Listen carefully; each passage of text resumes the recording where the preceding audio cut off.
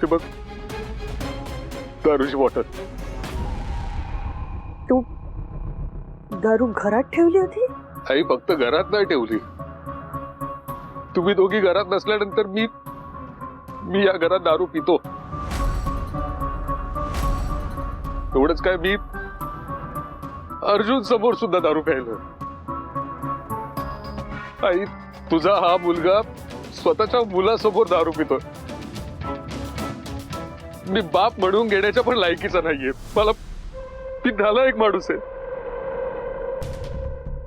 मला खरंच माफ करा. स्वानंदी, तुम्ही सुद्धा मला माफ करा. मी खरंच खूप वाईट वागलोय. पण आता काय, मी वागलोय. मला खरंच माफ करा तुम्ही. पण आता बस, खरंच बस. आता मी सगळी व्यसनं बाजूला टाकणार आहे. या व्यसनांमुळे मी नाही जमणार. या व्यसनांच्या कारणाला संपवणार आहे. मला माझ्या फॅमिलीला या नरकातून दूर घेऊन जायचंय, आनंदात राहायचंय. मला माफ करा प्लीज.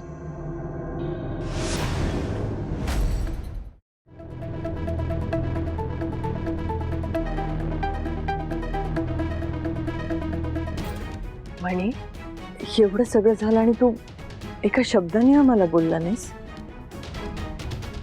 सगळं स्वतःच सहन करत बसलास. आमच्याबरोबर शेअर तरी करायचं होतं ना. कुठल्या तोंडाने बोलणार आहे?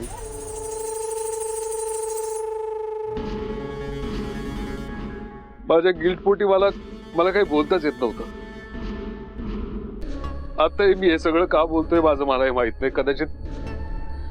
कदाचित त्या डॉक्टरांनी ज्या गोळ्या दिल्यात त्यामुळे हे सगळं सत्य माझ्या तोंडून बाहेर पडतंय. पण खरंच मी खूप चुकीचा, विचित्र वागलोय. मला माहिती, म्हणजे मी असं वागलोय जसं काही मी नसून माझा कोणीतरी डुप्लिकेट या घरात राहतोय, असं वागलोय मी. मला खरंच माफ कर.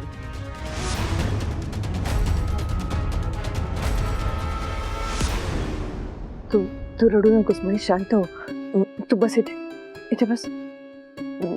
मी पाणी आणते.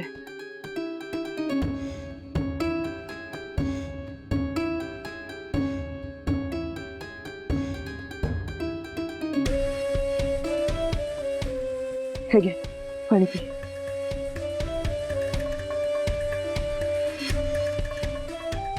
मणी सर, अहो आता तुम्ही सांगताय म्हणून अनेक गोष्टी क्लिअर होत आहेत.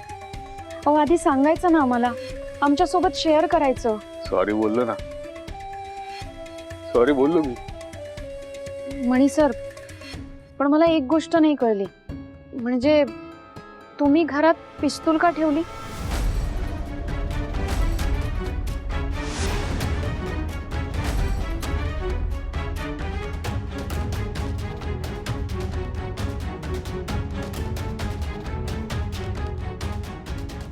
सरपोतदारांच्या भीतीने. त्यांची भीती वाटते मला आता. ते गुंड्याकडून कुणावरही हमला करू शकता, माझ्यावर, तुमच्यावर, आई तुझ्यावर. म्हणून आपल्या सगळ्यांच्या रक्षणासाठी ती बंदूक घरात आणून ठेवली. आणि तुम्ही संशय घेताय? मणी सर, अहो पण स्वानंदी, मणीला यावेळी आपल्या आधाराची गरज आहे, इंट्रोगेशनची नाही. मणी, माझा पूर्ण विश्वास आहे तुझ्यावर आणि माझी खात्री आहे स्वानंदीचा पण हळूहळू तुझ्यावर विश्वास बसेल. तू टेन्शन नको घेऊ. तुझा फ्रेश होऊन ये जा.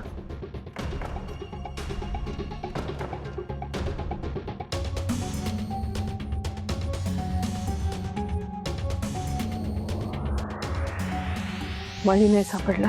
नाही मॅडम, मी मणी सरांना खूप शोधण्याचा प्रयत्न केला, पण तितक्यात हा माणूस तिथे आला आणि मला ह्याच्याबरोबर निघून यावं लागलं. बघितलं कशी नाटकं करत होता, ऍक्टिंग करतोय आपल्यासमोर. मॅडम अहो, पण हा घरातनं निघून गेला तर मला कळवायचं होतं ना. तुम्ही फोन का नाही केला? मला माहितीच नाही ना हा कधी गेला. आणि मला काय माहिती हा तुझ्या मागे जाणार आहे. मी फोन करत होती तुला, तुझा फोन लागत नव्हता. आता काहीही करून आपल्याला लवकरात लवकर मणी सरांना शोधायला हवं.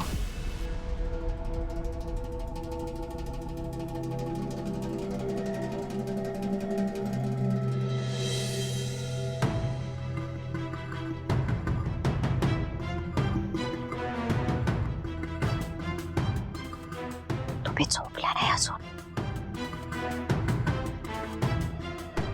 मी सांगितलं ना तुला, मला झोप कशी लागेल. हा आहे माहिती.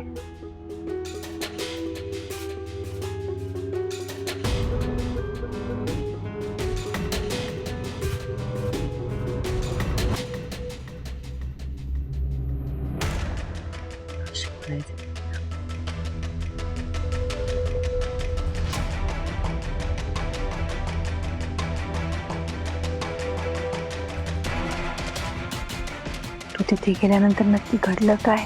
काही नाही मॅडम, मी राजाराम दादा बरोबर तिथे गेले होते आणि तिथे गेल्यानंतर गोडाऊनच्या अवतीभोवती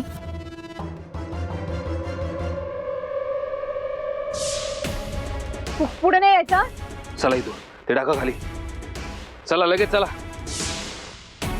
म्हणजे तुला बणी भेटलाच नाही? नाही मॅडम, आम्ही मणी सरांना शोधण्याचा खूप प्रयत्न केला, पण मणी सर तिथे नाही भेटले. आणि हा माणूस तिथे आला म्हणून मग मी तिकडनं निघून आले. पण मला एक कळत नाहीये, हा माणूस त्या लोकेशनला पोहोचलाच कसा?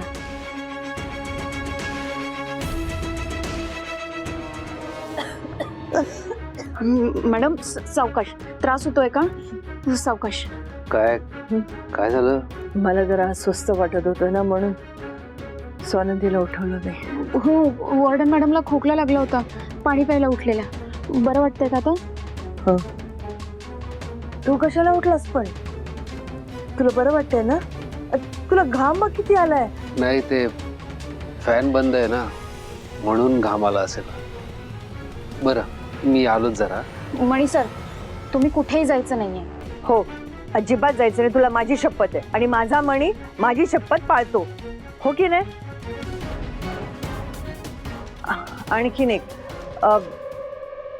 आम्ही दोघी चुकलोच, आम्हाला माफ कर.